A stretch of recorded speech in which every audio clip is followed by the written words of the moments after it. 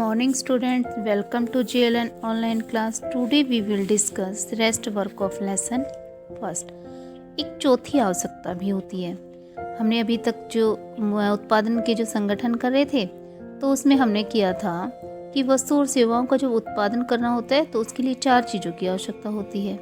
तो 3 हम डिस्कस कर चुके थे, आज कर रहे हैं चौथी आवश्यकता। आपको स्वयं उपभोग हेतु या बाजार में बिक्री हेतु उत्पादन करने के लिए या तो अपने हमें यूज़ करना है उसके लिए या फिर बाजार में हमें अपना सामान बेचना है उसके लिए। तो हमें किस चीज़ की ज़रूरत होती है?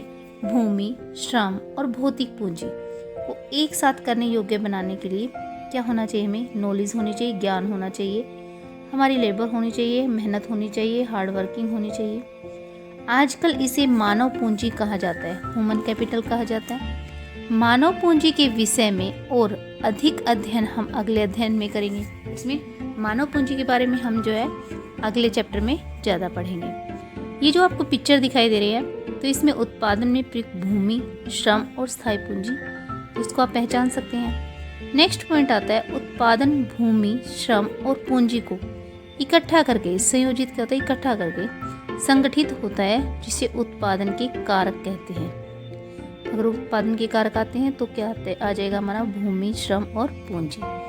पालमपुर की कहानी को पढ़ने के क्रम में हम उत्पादन के प्रथम 3 कारकों के बारे में अधिक सीखेंगे और सुविधा के लिए इस अध्याय में हम भौतिक पूंजी, जो हमारी फिजिकल कैपिटल है, उसे भौतिक पूंजी को ही पूंजी कहेंगे। नेक्स्ट पॉइंट आता है पालमपुर में खेती। भूमि स्थिर है। पालमपुर में खेती उत्पादन की प्रमुख क्रिया है। इसमें जो हमें प्रोडक्शन लेना है तो उसके लिए खेती पर निर्भर होते हैं। काम करने वाले 75% लोग अपनी जीविका के लिए खेती पर निर्भर करते हैं। मोस्टली जो पीपल हैं वो किसके ऊपर डिपेंड करते हैं? खेती के ऊपर। वे किसान और कृषि श्रमिक हो सकते हैं, या तो उनकी अपनी ज़मीन है, किसान है वो, या फिर वो दूसरों की खेती में काम करते हैं, खेत में काम करते हैं। इन लोगों का हित खेतों में उत्पादन से जुड़ा हुआ है।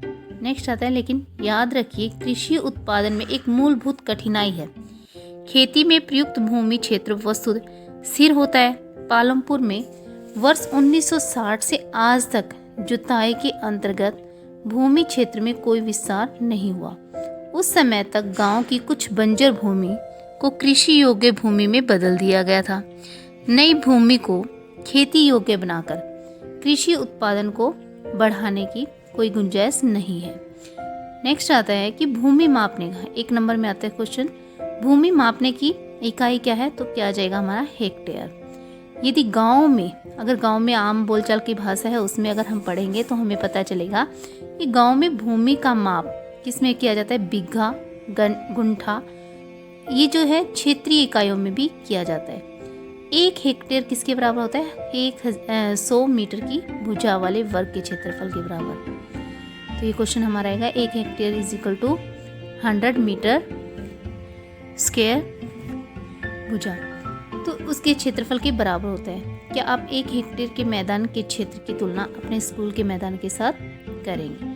कर सकते हैं। Dear students, enough for today. In next class we will discuss rest work of this chapter. Thank you and have a nice day.